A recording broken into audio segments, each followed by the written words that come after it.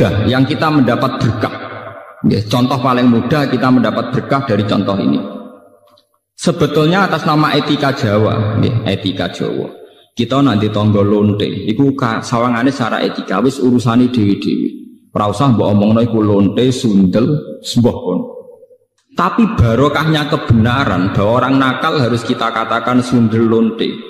Itu kelontean dan kesundelan akan tabu terus selama orang masih ngomong untuk lonte itu sundel, untuk orang BTS itu lonte atau sundel.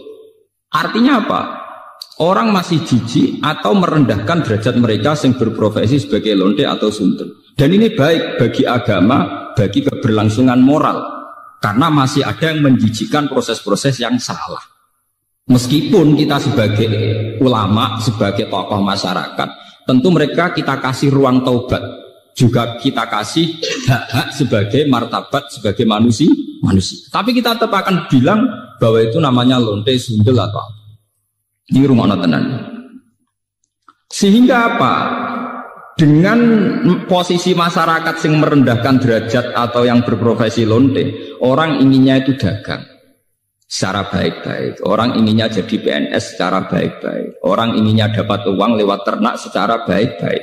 Karena mereka tidak mau resiko ngambil profesi cari uang yang resiko dihujat masyarakat. Baik. Bayangkan nanti mungkin di era anak cucu kita, orang yang lonte, yang sundel dibahasakan itu hak asasi. Sehingga orang mungkin generasi anak cucu kita sudah tidak ada istilah lonte sundel. Setiap perilaku sosial dianggap hak asasi. Dan itu awal dari tidak ada agama.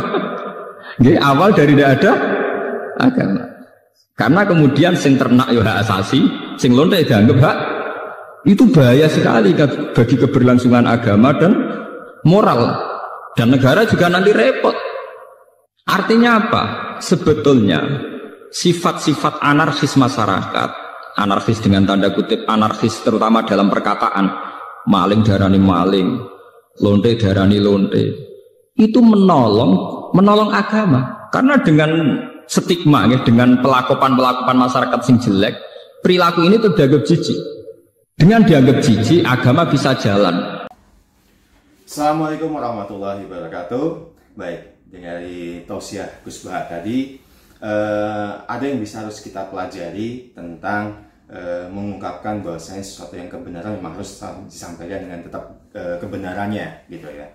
Nah, ini berkaitan dengan bidang kita ya, bidang kita baik kita sebagai konsultan, berarti berkaitan dengan profesi kita ya, dengan masyarakat ataupun nantinya kita dengan tim kita ya dalam kantor juga. Nah, kaitan dengan masyarakat ataupun dengan calon nasabah, kebenaran harus tetap disampaikan dengan kebenaran. Apa yang harus kita sampaikan dengan kebenaran? Yang bahwasanya yang selalu harus kita sampaikan tentang kebenaran adalah satu, bahwasanya ini adalah dagang. Oke, ini dagang di mana ada peluang untung ataupun ada kemungkinan ada yang namanya sebuah risiko.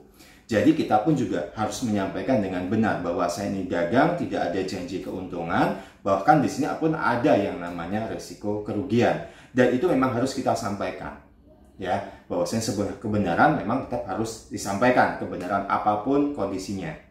Jadi nantinya di belakang diharapkan tidak akan ada lagi yang namanya komplain terhadap apa yang kita tawarkan, karena dari awal kita sudah menyampaikan dengan apa adanya, dengan sebenarnya. Ini untung, ini rugi, kan begitu. Begitu juga dengan kehidupan kita dalam di kantor, dalam organisasi ataupun dalam tim kita. Kita juga harus menyampaikan kebenaran kepada siapa? Ya kepada siapapun. Karena apa? Karena lingkungan itu bukan kita yang membentuk gitu ya. Lingkungan itu adalah kita yang membentuk. Jadi kalau kita ingin membentuk sebuah lingkungan dalam tim kita adalah sesuatu yang baik, ya kita sampaikan apabila itu memang tidak baik. Misalkan contoh, ada orang terlambat. Bukan berarti karena kalau dia terlambatkan itu resikonya dia kena potong. Kan saya tidak ada resiko terhadap diri kita. Ya bukan karena itu juga. Tapi apa? Karena kebiasaan itu nantinya kita tidak menegur, menyampaikan kebenaran yang ada. Kebiasaan itu lama-lama akan menjadi sebuah habit, menjadi kebiasaan yang lama-lama juga akan mempengaruhi dari lingkungan kita. Siapa? Ya tim kita. Tim kita akhirnya apa? Oh, terlambat itu biasa. ya kan? Ataupun yang lain, misalkan contoh yang jelas kita dilarang melakukan transaksi untuk rekening nasabah. Itu sudah jelas, itu yang benar. Jadi jangan sampai nanti ketika misalkan ada teman kita ternyata melakukan transaksi untuk rekening nasabahnya dan kita biarkan. Ya jangan.